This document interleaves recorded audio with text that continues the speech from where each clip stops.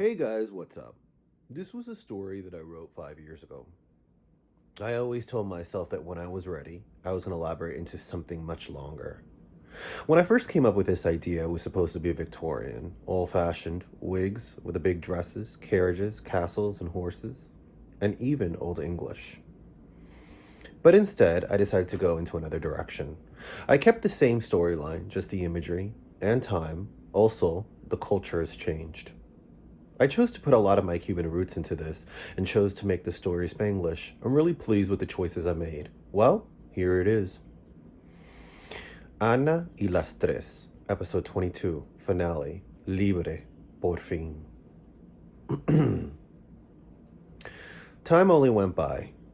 Days turned into weeks and months turned into years, and Anna's condition worsened. She spoke to Gabriel twice during this time frame and even told her to go to the hospital. From what she's told him over the phone, she was having the same reactions her mother did when she had a tumor. But of course, she didn't want to hear this. She ignored it and continued to say it was all the stress. The conversation would always end badly with him because she would bring up things from the past and blame him for her daughter's leaving or everything that went wrong, especially him leaving her. He denied her request of telling her where they were living. Neither Marisol or Valentina wanted to know anything about her mother. Gabriel had a friend, a doctor that he used to work at in the hospital in Miami, that told him about his ex-wife's condition and asked him to make a house call for her. And saw him 3 times. And every time he's told her that because she's ignored the symptoms of the tumor, it has grown rapidly. The same thing that happened to her mother, Blanca. She said that he was incompetent. Where did he get his degree? What kind of doctor was he? And even pushed him out of the mansion. He wasn't offended, but told her that she should get herself into hospice where she could die comfortably. After this, Anna phoned Gabriel when he was at his son's basketball game. Cindy, his wife, is even tired of Anna's request, but doesn't know that she's actually on her deathbed. He walks out of the gym and tries to reason with Anna, telling her that she needs to listen to these doctors. She continues saying they don't know anything about they're talking about. He gets so aggravated with her and tells her that this is her problem. This was always her problem. That's why everyone has left her. She gets off the phone and throws it.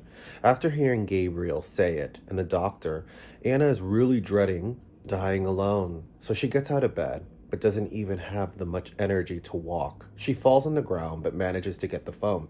She really wanted to call Vanessa to apologize and to see if she would come to the mansion to keep her company, but the number was no longer in service. When she sees the curtains close because the light was getting to her, and now the darkness of the room is getting to her, she realizes who she's been all of her life. Someone that's nothing is ever good enough. As many times as Anna wants to tell herself that this isn't going to happen, she knows and she fears death because all the plans she had when living didn't work out the way she wanted them to.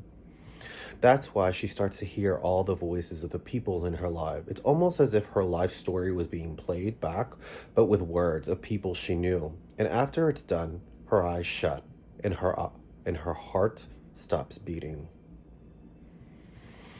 Weeks have gone by and Gabriel hasn't heard from Anna, so he calls his daughters and tells her about her situation. He tried to get them before, but he couldn't get in contact with Marisol, being out of the country, always traveling, and Valentina raising her kids. It was hard, but he managed to get them both to Miami, where both sisters reunited at the airport, and they took a rent-a-car to the mansion. The scene in the car where both sisters were talking, and Valentina apologizes for leaving her behind when they were younger. All these years went by, and she didn't hear from her sister, but she realizes there was no bad feelings left behind because Marisol was just trying to find herself after she left home. When they get to the mansion, it's in the condition it's in because Anna couldn't afford it. She felt that if she did die, she wanted to die in the mansion, no matter what. If she could, she would take all of her daughter's inheritance and put it into the coffin with her. Valentina doesn't want to go inside. She feels everything she said to her mother was when she had left years ago. Marisol respects that and gets out of the car, heading into the mansion. No one would answer the front door, so she went to the back, which was open, and she walked inside. There was a horrible stench. She thought at first it was food that went bad or left out, but she kept walking throughout the mansion. The smell lingered. She went up the stairs and followed the hallway to her mother's room. When she opened it, she saw the body on the ground decomposing. Anna's fear of dying alone was what happened. I think Marisol placing the body on the bed is her way of moving on and letting go of the past. When she walks out of the mansion, the story continues from the first episode when she's narrating her mother's story. Both sisters wait for the paramedics to come as both women tell them how they found the body. Then they both leave in the car. There's nothing but silence, and then there's a phone call from Valentina's phone. It's Megan. She tells her wife what happened, and she gives her condolences. Even though that death could be so sad, Megan had good news. Veronica, their daughter, got accepted from the college she wanted to attend. However, Valentina doesn't look impressed, and Marisol sees this. She quickly rushes her off the phone. I think it was very important to show how these two sisters deal with the past differently. Marisol realizes that Valentina is continuing that same pattern without even realizing it, but she refuses to do that, and she's letting go of fear of being not good enough because with the death of her mother, there's freedom. Thanks for listening to my story. I hope you enjoyed it.